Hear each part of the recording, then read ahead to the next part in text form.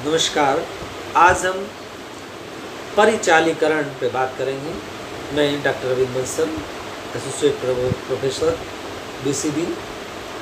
परिचालीकरण यानी ऑपरेशनलाइजेशन, ये हम सभी जानते हैं कि अनुसंधान कार्य बहुत इम्पॉर्टेंट प्रक्रिया है। अनुसंधान कार्य इतना आसान नहीं जितना इसको माना जाता है। अनुसंधान कार्य एक जटिल प्रक्रिया है जिसमें कि एक अनुसंधानकर्ता को विभिन्न प्रक्रियाओं से होकर गुजरना पड़ता है।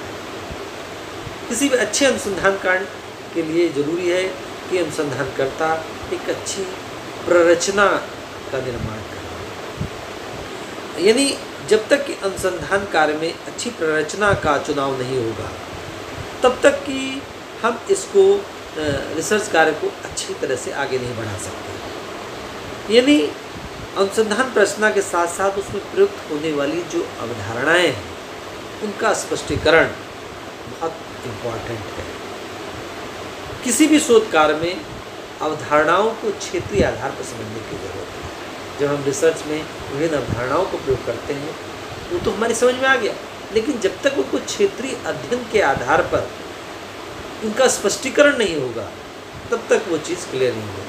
इसलिए क्षेत्रीय अध्ययन के आधार पर स्पष्टीकरण की प्रक्रिया को ही हम परिचालीकरण कहते हैं। यानी रिसर्च में हमको जब तक उन अवधारणाओं को क्षेत्र के अध्ययन के आधार पर हमको स्पष्ट होनी चाहिए, क्लियर होनी चाहिए, वरना क्या होगा, रिसर्च करने के लिए हम उस क्षेत्र में गए, उस क्षेत्र में लोगों से बात की और हमको वो चीज़ वहाँ पर क्लियर नहीं हुई।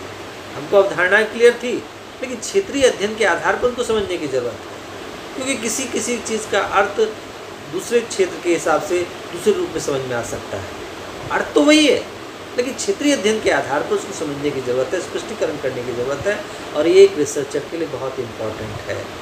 इस प्रक्रिया को ही परिचालीकरण कहते हैं। हम ये जानते हैं कि वैज्ञानिक अध्ययन पद्धति में या कहा जाए वैज्ञानिक अनुसंधान कार्य में 4 तत्व दिखाई पड़ते हैं। एक तो उपागम है, इसके साथ साथ अवधारणाएँ हैं, इसके साथ साथ प्रस्तावनाएँ हैं, इसके साथ सिद्धांत। जब हम बात करते हैं उपागम की तो किसी भी प्रघटना के बारे में वहाँ पर रहने वाले जो प्रकट मान्यताएं हैं, किसी भी क्षेत्र में हम देखते हैं कुछ प्रकट मान्यताएं हैं, उन मान्यताओं का कुलक जो है उसको हम उपागम कहते हैं। यानी किसी भी प्रघटना के बारे में कुछ मान्यता आवश्यक रूप से रहती है, उन मान्यताओं को समझने की जरूरत है। उन मान्यताओं का जो सम्मिलित रूप है, टोटल रूप है, उसको हम कुलक कहते हैं। अवधारणाएँ क्या है? अवधारणाएँ वास्तव में देखा है तो जो प्रकट दृष्टिकोण है, जो प्रकट दृष्टिकोण, उसके आधार पर तो उपागम समझ लिया गया, लेकिन जो प्रघटना है उस प्रघटना को जब हम देखते हैं रिसर्च में तो उन मान्यताओं के बारे में वहाँ पर बोध कराती है। एक तरह से प्रघटना का जो बोध कराने वाली बात है, प्रघटना को जो समझने वाली बात है, वो अवधारणाएं हैं। अर्थात उस प्रघटना के बारे में जानकारी देने का काम कि ये प्रघटना क्या कहना चाहती है, उसकी जो समझ है, वो समझने की जो विधि है, उसको हम कहेंगे अवधारणा। यानी प्रघटना को समझने की विधि, प्रघटना के बारे में जो बोध है, जो ज्ञान है, जो जानकारी है, उसकी विधि को हम कहेंगे अवधारणा। साथ में जो प्रघटना की जो प्रकृति है, प्रघटना की प्रकृति कैसी है, वो प्रस्तावनाएं हैं। जब प्रस्तावना की बात करते हैं तो प्रघटना की नेचर कैसी है, प्रघटना किस तरह की है, उसकी प्रकृति कैसी है, उसको हम प्रस्तावनाएं कहते हैं। और जब हम इन्हीं प्रस्तावनाओं को व्यवस्थित रूप से व्यवस्थित कर देते हैं तो ये हमारे यहाँ क्या कहलाती हैं, ये सिद्धांत कहलाती है। इस तरह से हम ये समझने का प्रयास करते हैं कि रिसर्च में उपागम अपना स्थान रखते हैं, दूसरी तरफ हम जो बात करते हैं अवधारणाएं, वो अपना महत्वपूर्ण स्थान रखते हैं। अवधारणाएं वास्तव में बहुत इम्पॉर्टेंट पक्ष है और अवधारणाओं को एक तरह से हम समझने का प्रयास करते हैं क्षेत्रीय आधार पर। साथ में हमारी जो प्रस्तावनाएं हैं जो कि हमको एक तरह का ज्ञान देती हैं, उनकी खासकर प्रघटना कैसे घटी, उसकी नेचर कैसी है, उसकी बात प्रस्तुत करती है। साथ में प्रस्तावनाओं को की व्यवस्था का नाम ही सिद्धांत है। जब तक को हमको ये क्लियर नहीं होगा तब तक हम रिसर्च कार्य को सही ढंग से आगे नहीं बढ़ा सकते। यानी रिसर्च में इनके बारे में जानकारी होना बहुत ज़रूरी है। वास्तव में अच्छे अनुसंधान प्ररचना का निर्माण तभी हो सकता है, यानी जब तक हम अच्छे अनुसंधान की बात करते हैं तो जब तक कि हमारे पास अवधारणा, अच्छा हम ये तो जानते हैं कि अनुसंधान कार्य में जो अवधारणा है वो एक तरह की तार्किक रचना है, एक तरह की तार्किक रचना है। हमको उस घटना के बारे में, समस्या के बारे में जानकारी प्राप्त करने के लिए मदद करती हैं। एक तरह से समस्या का निर्माण करने में ही अवधारणा का प्रयोग किया जाता है। जैसे कि मैंने शुरुआत के लेक्चर में कहा था कि हम अपने टॉपिक को डिसाइड कैसे करें, समस्या का निर्माण कैसे करें, उसमें हम अवधारणाओं का ही प्रयोग करते हैं। साथ में अगर हम किसी रिसर्च में समस्या का समाधान ढूंढते हैं उसमें भी हमको अवधारणाओं का प्रयोग किया जाता है। साथ में हम ये यहाँ पर ये भी कहेंगे कि ये एक तरह की तार्किक रचना है।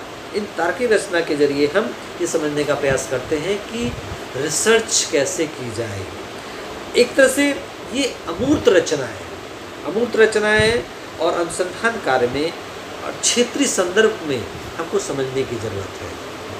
जब तक कि क्षेत्रीय संदर्भ में, क्षेत्रीय अध्ययन में हम उन अवधारणाओं का प्रयोग सही ढंग से नहीं कर लेंगे तो हम एक अच्छी अनुसंधान प्ररचना, अनुसंधान अभिकल्प या रिसर्च डिज़ाइन का निर्माण नहीं कर सकते।